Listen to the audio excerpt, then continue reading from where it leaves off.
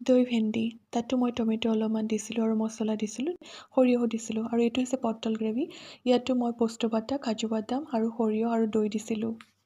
মোৰ প্লেটত আছে আজি লাঞ্চৰ অলপমান প্লেইন ৰাইচ ৰাখিছোঁ আৰু অকণমান এয়া মিক্সড পিকল, আৰু এয়া হৈছে অকণমান কেঁচা বুট আৰু পিঁয়াজ, কেঁচা পিঁয়াজ মোৰ একদম ফেভৰেট, ঢেকীয়া শাকৰ লগত বুট ভাজা। আৰু আছে এইটো হৈছে তিতা কেৰেলা আলু, আৰু এইটো হৈছে চেংমৰা আৰু সৰু সৰু আলু গুটিৰ ভাজি। এইটো হৈছে চেংমৰা শাকটো, এইটো হৈছে।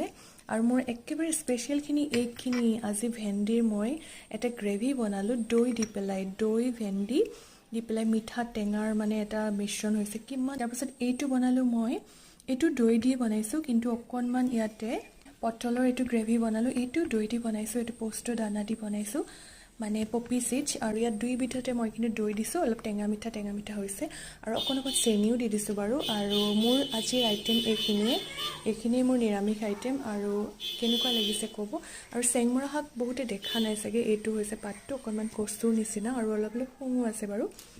আৰু আইটেমখিনি এইখিনিয়ে আৰু মই এনেকৈ কেতিয়াবা মাছ মাংস নোহোৱাকৈ নিৰামিষ খানাও বহুত টেষ্ট পাওঁ, ইমানেই ভাল লাগে নহয়, বনায়ো ভাল লাগে, খায়ো ভাল লাগে।